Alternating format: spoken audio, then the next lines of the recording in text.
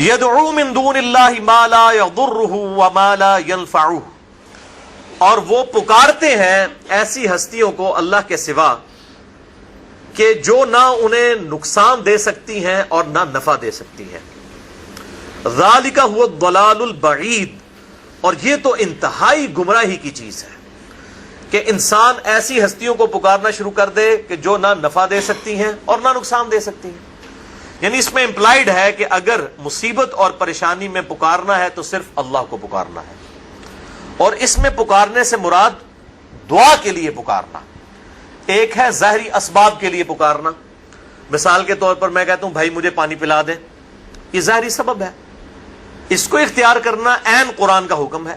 قرآن حکیم میں ہی سورۃ المائدہ میں آیا وَتَعَاوَنُوا عَلَى الْبِرِّ وَالتَّقْوَى وَلَا تَعَاوَنُوا عَلَى الْإِثْمِ وَالْعُدْوَانِ، نیکی اور پرہیزگاری کے کاموں میں ایک دوسرے کی مدد کرو اور برائی کے کاموں میں الگ رہو. تو یہ قرآن نے ہمیں حکم دیا ہے کہ ظاہری اسباب اختیار کرنے ہیں.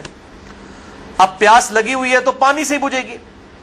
اگر کوئی شخص صرف دعا کرتا رہتا ہے اللہ میری پیاس بجھا دے اور وہ پانی نہیں پیتا تو اسے یہ کہا جائے گا وہ قرآن و سنت کی تعلیمات کے خلاف چل رہا ہے. یہ میں اس لیے بات کر رہا ہوں کہ مفتی اکمل صاحب جو اس وقت یوٹیوب کے اوپر چند مشہور مبلغین میں سے ہیں، وہ استعانت اور غیر اللہ کو پکارنے کے ایشو کے اوپر انہی چیزوں کی پلی لیتے ہیں اور لوگوں کو غلط طرف مائل کرواتے ہیں.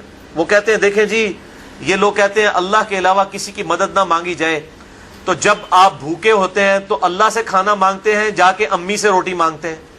یہ مفتی اکمل قادری صاحب ٹی وی پہ بیٹھ کے اس قسم کی باتیں کر کے لوگوں کو گمراہ کرنے کی کوشش کر رہے ہوتے ہیں. اپنے زوم میں وہ صحیح عقیدہ بتا رہے ہوتے ہیں کہ جی روٹی آپ امی سے مانگیں گے کہ اللہ سے مانگیں گے. اچھا جب آپ بیمار ہو جاتے ہیں تو ڈاکٹر سے جا کر دوائی لیتے ہیں یا اللہ تعالیٰ سے دعائی مانگتے ہیں؟ تو میرے بھائیوں یہ تو اسباب ہیں. اسباب کا تو قرآن میں حکم ہے وَتَعَاوَنُوا عَلَى الْبِرِّ وَالتَّقْوَى وَلَا تَعَاوَنُوا عَلَى الْإِثْمِ وَالْعُدْوَانِ، نیکی اور پرہیزگاری کے کاموں میں ایک دوسرے کی مدد کرو اور برائی کے کاموں میں الگ رہو. ظاہری اسباب تو آپ کافر سے بھی اختیار کر سکتے ہیں. نبی صلی اللہ علیہ وسلم سے اوپر تو کوئی نہیں ہے نا مخلوقات میں. چلیں ہمیں تو یہ کہیں گے نا جی کیونکہ ہمارے سے اوپر بھی اور ہستیاں ہیں، ہم اللہ تعالیٰ تک ڈائریکٹ نہیں پہنچ سکتے. نبی تو ڈائریکٹ اللہ تک پہنچتا ہے نا. تو صحیح بخاری اٹھا کے دیکھیں آپ صلی اللہ علیہ وسلم کی وفات اس حال میں ہوئی کہ آپ کی زرہ گندم کے عوض گروی رکھی ہوئی تھی ایک یہودی کے پاس. یعنی آپ نے اپنی زرہ گروی رکھ کر یہودی سے گندم لی ہوئی تھی ادھار کے طور پر. یہ صحیح بخاری میں حدیث موجود ہے. تو آپ صلی اللہ علیہ وسلم نے تو یہودی سے بھی مدد مانگی ہے. تو یہ تو ظاہری اسباب ہے. لیکن انہوں نے یہ نہیں کہا المدد یا یہودی میری مدد فرمائیے، یہ تو نہیں آپ صلی اللہ علیہ وسلم نے کہا. آپ نے کبھی یہ بھی نہیں کہا کہ اے جبرائیل المدد میری مدد فرمائیے، آپ تو فرشتوں کے سردار ہیں، کبھی نہیں کہا. تو کس طرح پبلک کو دھوکہ دیتے ہیں. ظاہری اسباب تو ہمارے محبوب صلی اللہ علیہ وسلم نے خود اختیار کیے ہیں. یہ معاملہ اور ہے غائب میں مدد کے لیے پکارنا خالصتاً شرک ہے اللہ کے علاوہ کسی اور کو، اور وہ ہے دعا. ایاک نعبد و ایاک نستعین، اے اللہ ہم عبادت بھی صرف تیری ہی کرتے ہیں اور غائب میں مدد کے لیے صرف تجھی کو پکارتے. اپروپریٹ ٹرانسلیشن بنے گی غائب میں مدد کے لیے، ظاہری اسباب میں نہیں، غائب میں مدد کے لیے. اور قرآن حکیم نے اس ایشو کے اوپر بڑی کلیئر کٹ تعلیمات ارشاد فرمائی ہیں. عبادت کے اندر فی نفسی ہی اس طرح کا شرک اس امت میں نہیں آیا جس طرح کے اگلی امتوں میں تھا، لیکن پکارنے میں وَإِيَّاكَ نَسْتَعِينُ جو عبادت کی اعلیٰ ترین شکل ہے یعنی دعا، اس میں آیا ہے. اس لیے قرآن حکیم نے سب سے زیادہ پکارنے پر زور دیا ہے.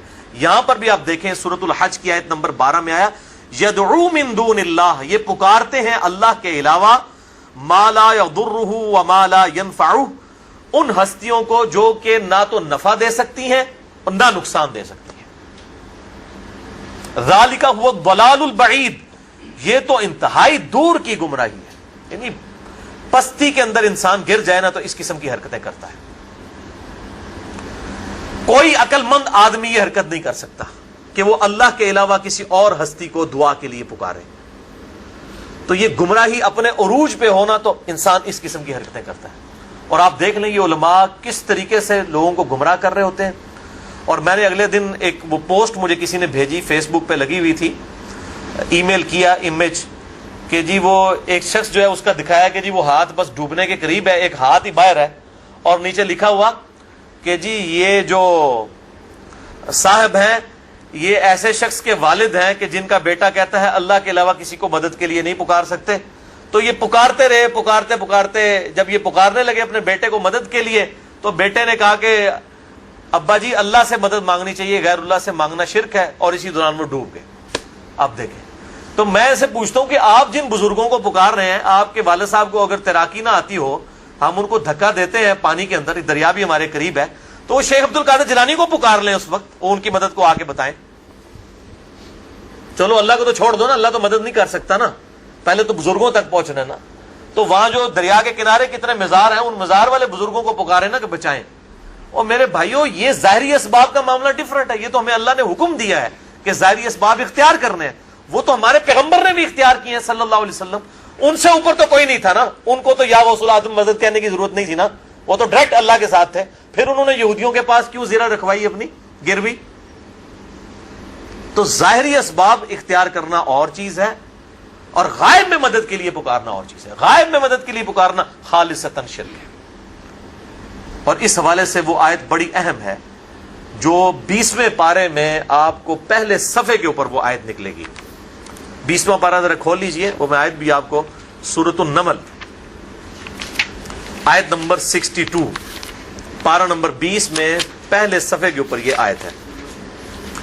383 پیج ہے آپ کے اس بلو والے قرآن پاک کے اندر. آیت نمبر 62، اعوذ باللہ من الشیطان الرجیم، چھٹی لائن میں، امن یجیب المضطر اذا دعاہ، بھلا بتاؤ تو کہ کون ہے ہستی وہ جو اضطراب اور پریشانی میں گھرے ہوئے شخص کی فریاد کو، دعا کو سنتی ہے. وہ یکشف السوء، اور وہ اس سے برائی بھی دور کر دیتی ہے. وَيَجْعَلُكُمْ خُلَفَاءَ الْأَرْضِ، اور وہی ہستی ہے کہ جو تمہیں اگلوں کا خلیفہ کرتی ہے دنیا پر.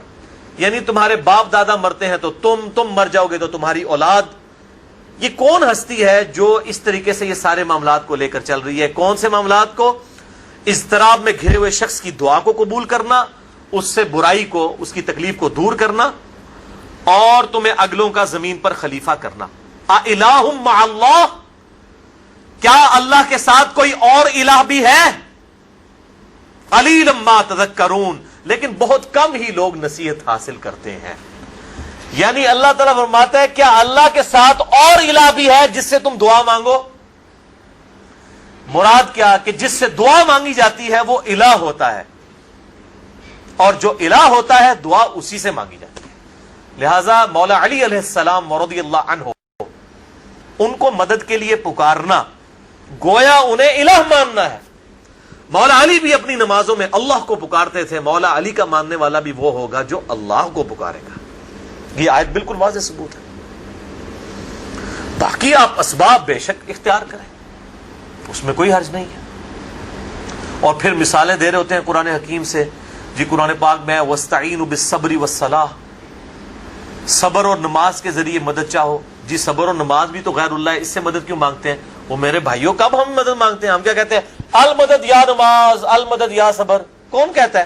یہ جو ہمیں پیش کر رہے ہوتے ہیں وہ بھی نہیں کہتے. یہ تو وَاسْتَعِينُوا بِالصَّبْرِ وَالصَّلَاةِ، ساتھ یہ ہے اِنَّ اللَّهَ مَعَ الصَّابِرِينَ، بے شک اللہ صبر کرنے والوں کے ساتھ ہے.